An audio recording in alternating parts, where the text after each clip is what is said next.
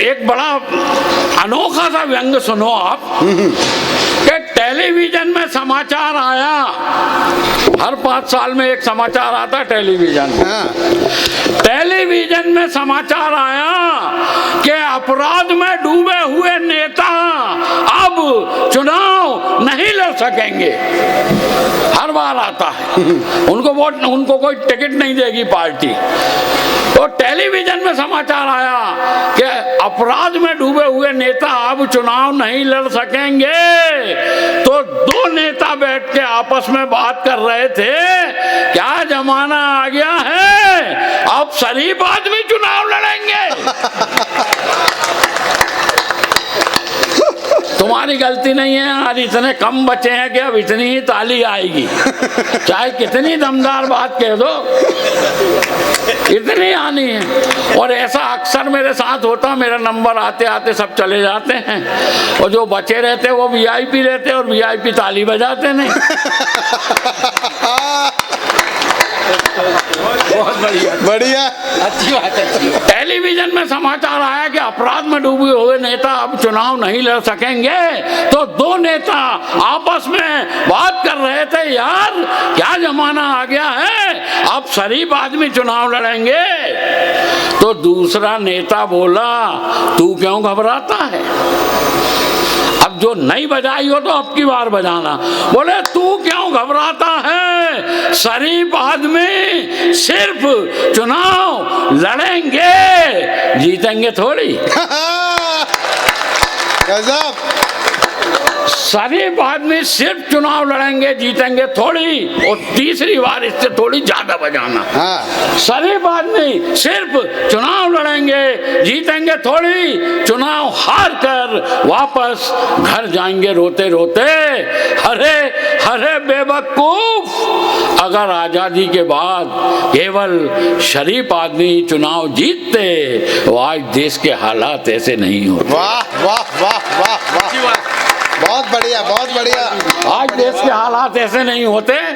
अब ये लोग सब बात करते, दूसरे दिन बोले यार ये कवियों की कोई जवाबदारी नहीं, आते हैं कविता सुनाते हैं, पैसा ले जाते हैं। और अब मैंने कहा सबसे ज्यादा जवाबदारी हमारी, हमने 50 साल से ऐसी ऐसी कविता लिखी, तब जाके नेता थोड़े बहुत सुधरे। नहीं सुधर गए, अभी काफी कुछ परिवर्तन आया है। तब जाके नेता थोड़े बहुत सुधरे। और अब एक साथ ताली बजाना भाई साहब, इधर से कौन क्या बोल रहा है तुम भी बजाओ। तब जाके थोड़े बहुत नेता सुधरे, और जैसे तैसे नेता सुधरे तो साधु बिगड़ गए। जोरदार बजाया। गजब गजब, ये बढ़िया लाया, ये बढ़िया, अच्छी लाया, ये बढ़िया लाया। नेता सुधरे तो साधु बिगड़ गए, अब उन पे लिखो। हमारा यही काम। और हमने उस पे भी लिख दी। हमने कहा आसाराम बापू ने दोनों हाथ जोड़कर जज साहब से कहा कि हुजूर थोड़ी सी तो लिफ्ट करा दो, हुजूर थोड़ी सी तो लिफ्ट करा दो, सजा भले ही 10 जन्म की दे दो, मगर महिला जेल में शिफ्ट करा दो।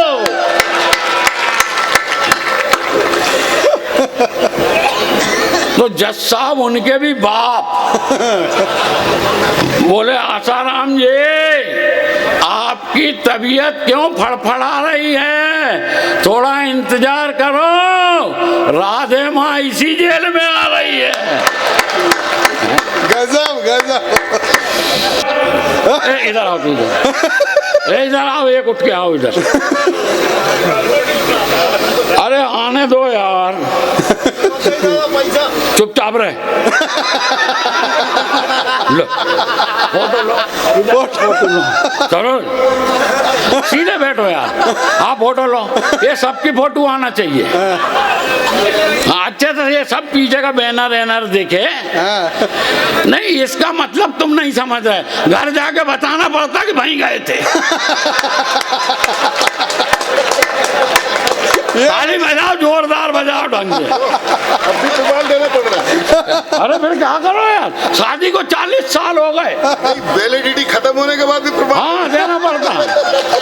अरे शादी को 40 साल हो गए, घर में ऐसे ऐसे जवाब सुनने को मिले कि फीमेल शब्द से नफरत हो गई। और फीमेल शब्द से नफरत नहीं हुई, फीमेल शब्द से नफरत हो गया। गई भी क्यों बोलूं, पकड़ना तो पड़ेगा यार दिमाग लगा के। अरे गई भी क्यों बोलूं, ऐसे ऐसे जवाब सुनने को मिले। अभी क्या हुआ, रख दो, अब हो गया काम। अभी क्या हुआ, 3-4 दिन पहले यमदूत मेरे घर आया, बोला राजेंद्र मालवीय मुझे तुम्हारे प्राण चाहिए जस्ट। वाह। तो मैंने अपनी पत्नी को सामने खड़ी करके कह दिया, भाई साहब लेडीज फर्स्ट। उसे देखकर वो घबरा गया, बोला इसे सामने से हटाओ, मैं इसे देखकर डर रहा हूँ। मैंने कहा यमदूत मेरे बाप, मैं इस खतरनाक आइटम के साथ 40 साल से गुजारा कर रहा हूँ। वाह। तो बोले तू ऐसे ही गुजारा कर, तेरे को मारने की क्या जरूरत।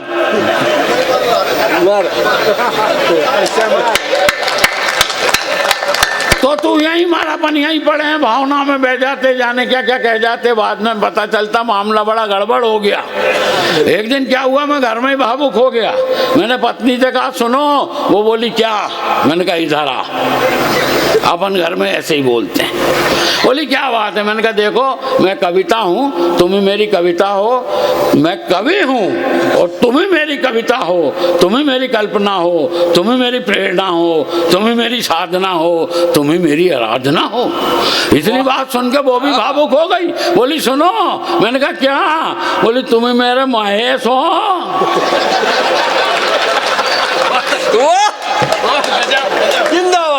तुम ही मेरे रमेश हो और तुम ही दिल्ली वाले दिनेश हो। अब क्या है, दिल्ली में उसका मायका है, अपन समझ गए मामला क्या है।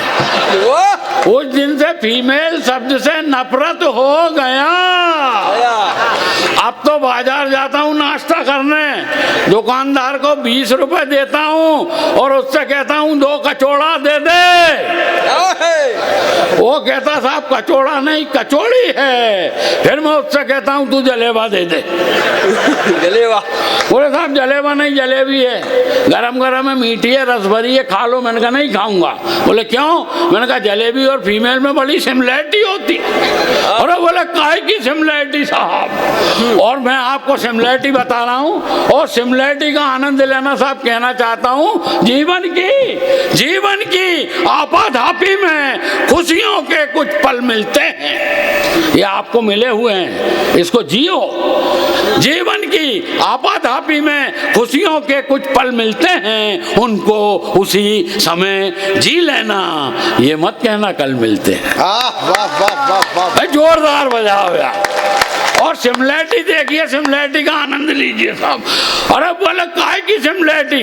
अरे मैंने कहा सुन, पहली सिमिलैरिटी तो तू ही बोल रहा कि ये गरम है। मजे ले लो भाई साहब। पहली सिमिलैरिटी तू ही बता रहा है ये गरम है, दूसरी भी तू ही बता रहा कि मीठी है, और तीसरी भी तू ही बता रहा कि रस भरी है, और चौथी मैं बताता हूँ कि फीमेल और जलेबी कितनी भी कोशिश कर लो कभी सीधी नहीं हो सकती। सवेरे सवेरे सब्जा मंडा गया। सब्जा मंडा।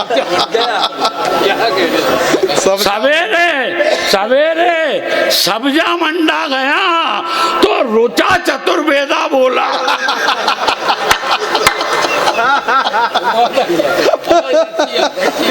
ताली तो बजती है। सवेरे सवेरे सब्जा मंडा गया तो रुचा चतुर्वेदा बोला कि दादा सवेरे सवेरे सब्जा मंडा क्यों गया, शाम को क्यों नहीं गया। और कविता में वो कविता की तारीफ वही है कि बात में से बात निकल के आए। और मैंने कहा रुचा चतुर्वेदा सवेरे सवेरे सब्जा मंडा इसलिए गया कि सवेरा होता है, शाम को इसलिए नहीं गया कि शाम होती है। गजब गजब, बजाओ जोर से। ये गजब का। सवेरे सवेरे सब्जा मंडा गया, दुकानदार से पूछा मेथा का भाजा है क्या। बोले साहब मेथा का भाजा नहीं है, मेथी की भाजी है। अच्छा मैंने कहा ये बता ये गोभा क्या भाव दिया। बोले साहब गोभा नहीं गोभी है। अरे मैंने कहा गोभा को मार गोला, भिंडा दे दे। और मैं टिंडा ले आया था। और मजा आया हो तो ढंग से ताला बजाओ। देखा दो, ये बढ़िया, अच्छी बात है। देखा दो दादा सुना दो, सुना। हाँ वो तो क्या छोटी मोटी बातें होती है, तरह तरह की बात है साहब। आदमी अपने अपने रंग में महसूस करता, अपनी अपनी बातें करता है। यार एक बात, बहुत सारे लोग बाल बच्चेदार बैठे हुए हैं, उन तक बात पहुंचाता हूँ साहब कि हम अपनी जिंदगी के अनुभव का इस तरह बखान करते हैं। मालानी जी, हम अपनी जिंदगी के अनुभव का इस तरह बखान करते हैं क्योंकि जब हम बच्चे थे, पहले जब हम बच्चे थे तो अपने बाप से डरते थे, आजकल हम बाप हैं अपने बच्चों से डरते हैं। क्या बात, अच्छी बात है, बहुत अच्छे। बढ़िया बात पे भी ताली बजा दिया करो यार। और एक बात पहुंचा रहा हूँ साहब, दिल के इस कोने से निकलकर दिल के उस कोने पे चली जाएगी। एक लाइन दो लाइन में बात कही मैंने उस बाप की, उस माँ की कि